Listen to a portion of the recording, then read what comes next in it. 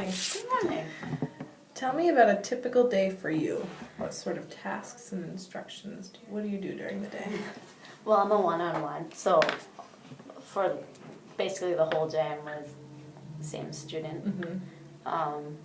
And we have a lot of really one-on-one time where I'm getting him, like instructing him with reading and math.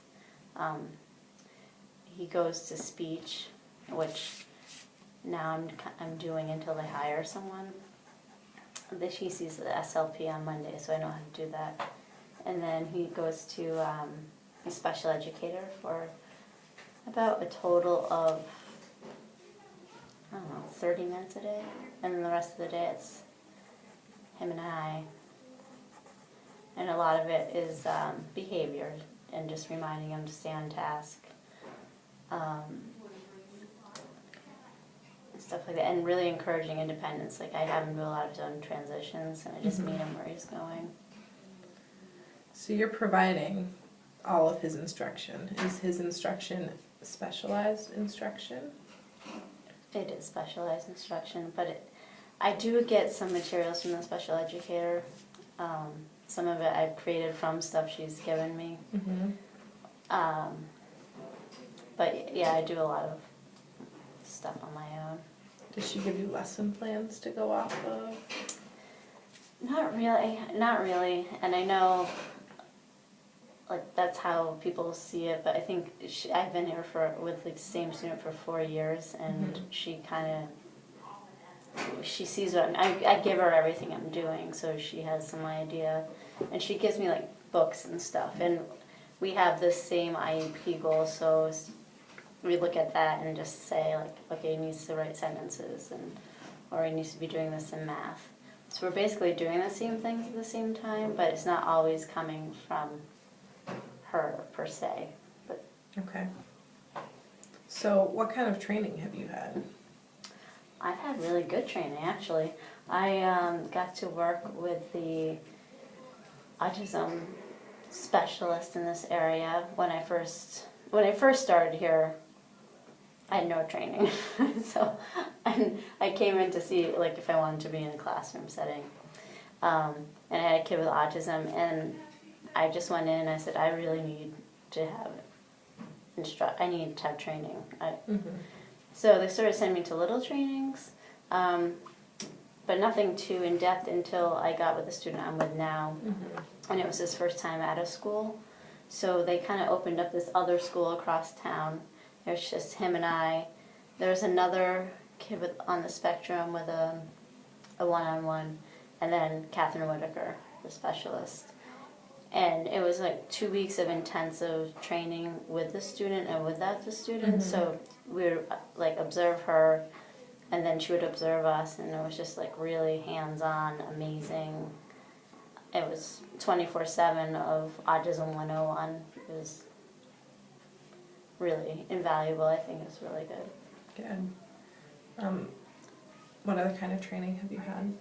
Conferences. Just general trainings? General trainings, Okay. yeah. Reading, I do a lot of just research on my own. You're in college, right? Graduated.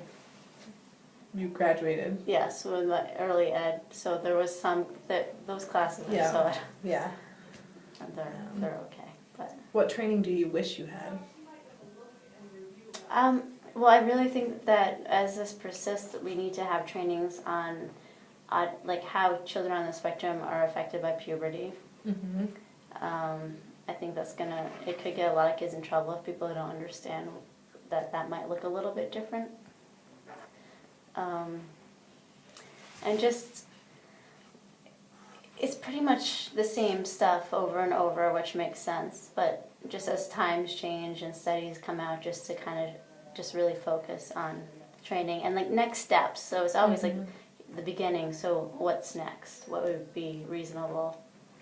And really, I know it's based on the individual, like every child with autism or on the spectrum is different, so I think really making people understand that too. What do you think that would look like? Do you think that would come from the people working with the students, or? Well, I think it should just be general knowledge if you're working in the field. So, and also that's on the specialist too, like, you can give me all the materials, but it might not make sense for one child, might not respond to it the same, Right. and that's okay, and then you just go back to the drawing board. Now, you said you're also providing speech services for this student. Yeah, oh, I do have Have you received any training in that? yes, I did. I had like one course to have my SLPA certificate. I was taking 5 college courses full time and working here, and I had to let something go. So that was my least interest thing, so I let that go. Okay. So how do you feel about providing speech for your student? It's fun. It's okay. It's just a lot during the day. Like, I think we both need that break from each other. It was kind of like a time, like, they still had me there observing, but it was just a kind of nice break, and I was always involved in conversation, but now it's just like, it's kind of, I think, strange, because He has to talk to you. he has to talk to me, and he's like, what are you doing in this room? Well, now you're acting like the like the speech person, so we're getting through it, but it's just kind of what I do all day with him anyway, so when it's concentrated in that setting, it's a little strange, but I know I think they just hired someone, so I don't think it'll be too much longer. Good. What areas of your job do you feel strong in, and why? I feel pretty strong in most areas of my job, because of experience and really being, I guess, entrusted in my individual capabilities. Yeah, I feel like when my student's acting up, the best thing to do is ignore him. Like, I just know him so well at this point that it just kind of... So, say that all of a sudden you had a new student. What do you think your strengths would be coming into that new situation? Just dealing with children. If I had a child on the spectrum, I have all that basic background, so if I obviously have to see the child's plan. Right. But I'm very comfortable using all the manipulatives and like the behavior, the nose, not talking, using visuals if that's what the child needs. Okay. I wouldn't feel confident just having another child because I wouldn't know the child, so Right. it would be over time. Okay. And also I feel like I could contact Catherine anytime and ask her for her advice, which is a good feeling. Good. What do you struggle with? I think because the student I'm with, I know him so well that sometimes it's harder than others not to let him get under my skin. I don't think I show it too much, but sometimes I'm like, I kind of feel it more than I think if I was with another student that I know so well. And I'm just kind of feeling like I'm burnt out because I have all this responsibility, but not anything else that goes with it. Yep. Like, people will take my opinion and write it down on something, but it never comes back. Not that I need the recognition, but it just like, just being treated like an equal. I really struggle with not having that. So. Well, that can be hard when you're so involved with the student, and then... Yeah. I must say the special educator I work with really does. I was just going to ask you, does she take your opinions and Yeah, your she's really great. considerations? She treats, I think, most of her people on her caseload like, like equals, because she sees what we're doing. But even so, like, that can only go so far. Right. How comfortable are you with the special education laws? I took a lot of ethics. You took a lot of ethics classes. It's weird because I think that I don't know, really. I'm comfortable with them, but I'm not sure all the times they're being followed correctly. I don't know. It's the best I can say for that. So if they're not being followed correctly... I would have to look at the law. You'd have to look at them again to see if what you're seeing is appropriate. Okay. What support do you need for the behavior management of your student? Just people love that child and I don't blame them, but when he's acting up, I think it needs to be a little firmer sometimes, because sometimes it's just coming from me. Because people are like, oh, well, we don't want to upset him, but I think it needs to be across the board, because he does get away with a lot, and he doesn't really understand the boundaries sometimes. So I think if those boundaries are just like defined. Yeah, some good consistency from person to person. I did let my training go in the, what's it called? The CPI? CPI. Yep. Because I am like, if I'm going to be with this child full time, I don't want to be in CPI, because I wasn't comfortable with it, and I wasn't using it for him that much. I was using it with other kids. And again, when you're not treated like an equal and you have to use it, it's just like a really uncomfortable. Do you feel like it could strain your relationship with your student if you were still right, CPI? and also not having the support of other people when you have to use it, like feeling guilty almost, and it's like, I'm just not going to do this. So when he does, which is very rarely need to have that, I need 2 other people to get involved in that. Who is your direct supervisor? I think it's the special educator. Okay. I mean, I don't really feel like I have a direct. How often do you meet with her? I see her every day, and we talk about things as needed. Okay. And you feel like that's enough meeting time for the 2 of you to be on the same page with everything? I feel like I'm very lucky with her, because I haven't always had this with other special educators in the building, that she will make the time. She really takes what she does seriously. Okay. So she would definitely make the time for me. I just feel like she does this work 24/7 too. So let's think back to the beginning of the year, because he had a different case manager at the beginning of the year, correct? Yeah, yes. So how was that? It was hard. Did you meet with that supervisor often? No, and she didn't really want to, and he was working way under his capacity. It was hard for me to watch, and that's when I didn't know who to go to. Did she know the student? Not really. No. But she had his IEP. But you didn't know who to go to? No, I ended up going to my old special educator and just saying, this is what level he's reading. You know, I didn't know what to do, and I would say to her, like, I think he can read more, and he's echolalic, so if he's reading the same book, he's just repeating, he's not really reading. But she wasn't completely, she even said she wasn't that comfortable with working with children on the spectrum, so. Are your current supervisor's expectations clear? As far as... Does she have expectations of you? I think it's just a known that I'm going to be professional and have, like, I have expectations for what a setting looks like. I think she does, and it's just kind of unsaid. A mutual agreement of what's going to happen, right? And what it'll look like. I mean, she would definitely call. I've heard her call people out if they're not being appropriate or. Okay. So you'd say things are pretty consistent with the supervisor and the program that you're following now? Yes. You finally found some consistency this year? A little, yeah, with her. A little. With her. With the special, there's other things that are involved, there's other teachers involved, but with her I feel like it's very consistent. Okay. I am worried about when she's not his case manager anymore.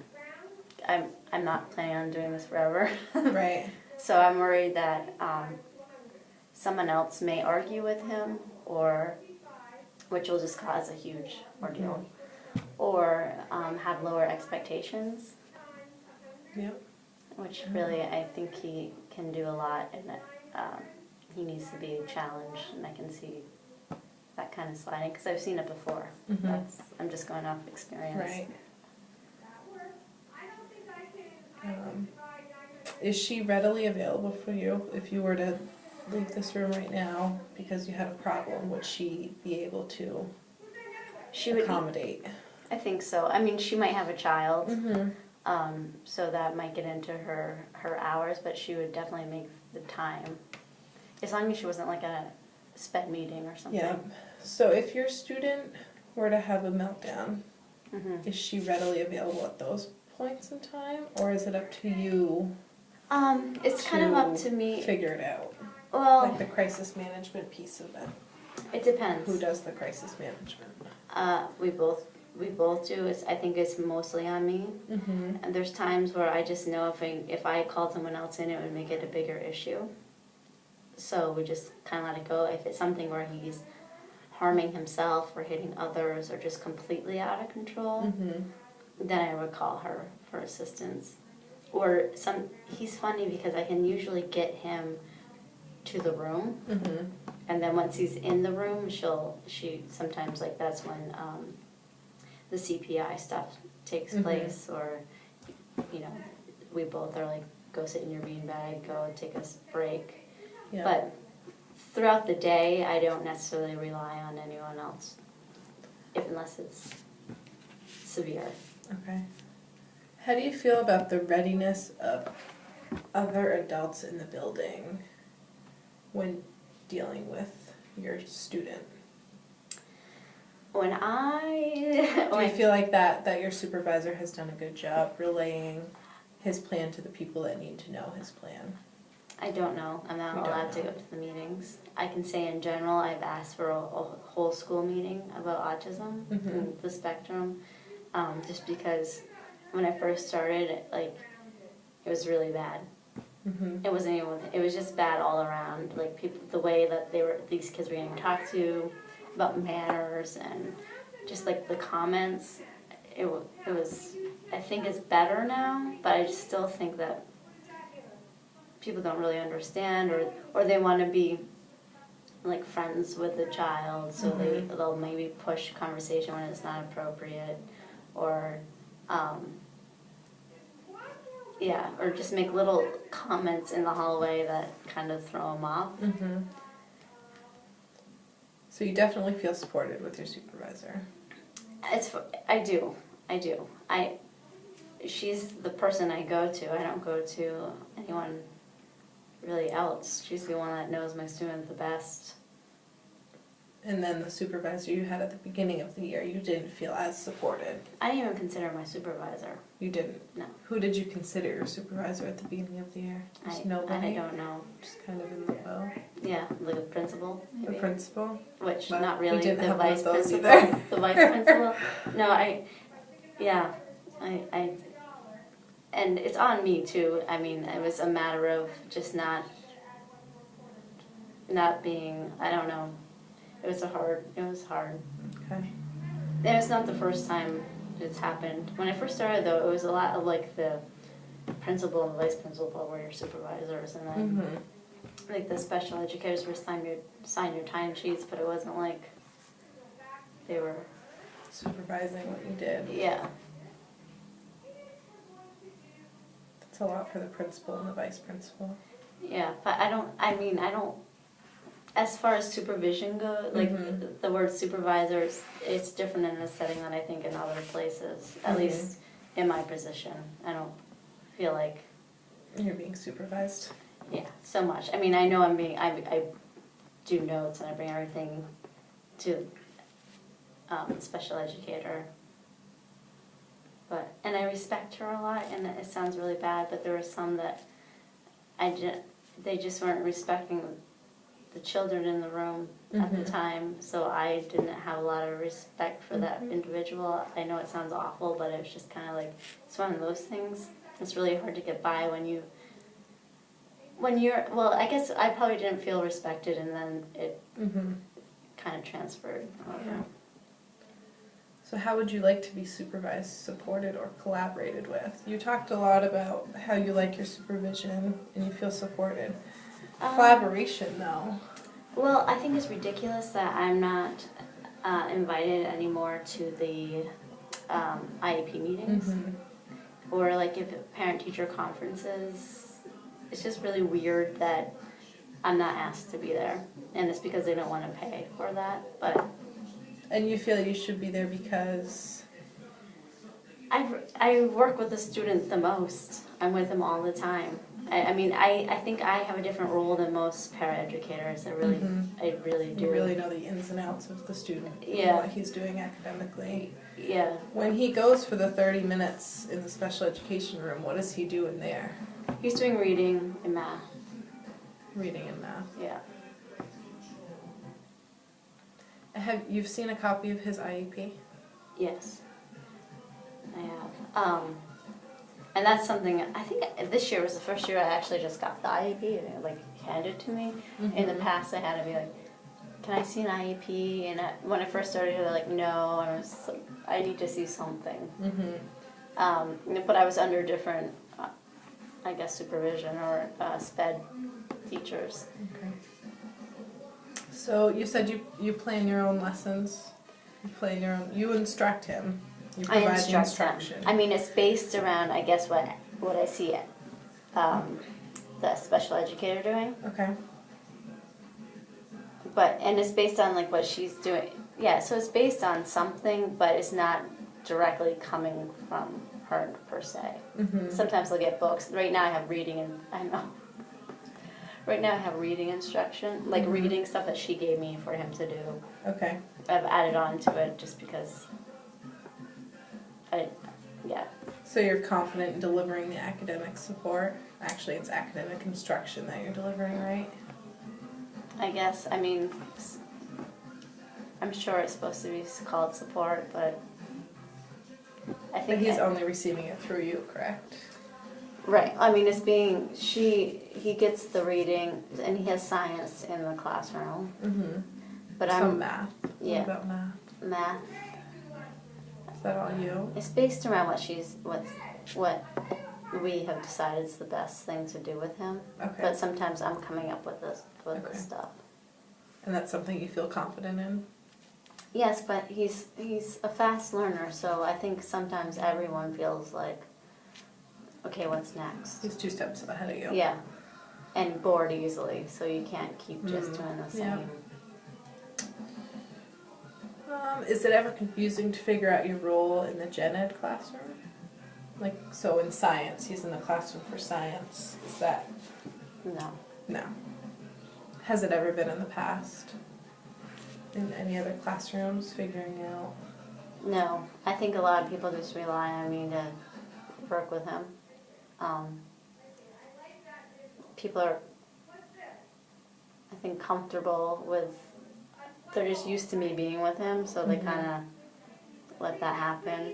I do try to, a lot, when he's working with peers and stuff, I just try to be like a little bit away from him, and then like I can hear what's going on, so if it needs to be redirected or something, I'm there. But a lot of times his peer-to-peer work is really cool to watch. I think that's better than anything, just because he listens to them, they listen to him, and it's really usually appropriate, so that's really good when that's happening. A lot of give and take. Yeah. What do you enjoy least about your work? Just everything else that comes with it. I love working with this kid. I don't like how I feel sometimes, like I'm being treated like I don't have a brain. The pay is not great for what I think I do a really good job, and I take it seriously, and I think a lot of people in this position do, and it's just like, it's still, I always say, and people are like, what are you talking about? But I'm like, this profession or para-profession needs to go through a renaissance period. You have to either decide, like, we don't want people that are educated and then we're going to just treat them one way, or we want people that are educated and then we're going to treat them more equally. It's just, there's a lot of, it's just a really weird job. It's not, for me, and for some people it is a career, but there's no way this could be a career, even though it's great, but for like the work I actually do is good, but everything else is kind of not so great. Okay. Does that make sense? I know. It does make sense. So what would you want a special educator to know about supervising paraprofessionals? I don't know. I think how the one that we have, she's really respectful. She involves us in decisions, and conversation. She takes us seriously. She never comes at it like she knows more than I do, or because she's a special educator. She's an equal. She's willing to listen and take things into consideration. Okay. So I think that's really important. Collaboration. Collaboration. And respect. And Yeah. quality. And if you don't think someone's up for the job, then Don't hire them. don't hire them, because it needs to be equal or it's not. And I know there's the laws and there's the certificates, but I have friends here that are paras that are getting their masters. I'll be getting my master's, so it's not like we came off the street in our Right. pajamas and we don't know what we're doing. And there's people also, I have to say, working here with no degrees that know more than anyone, and they just need to be heard and respected for that. I mean, they've been here for like years, many years. So Okay.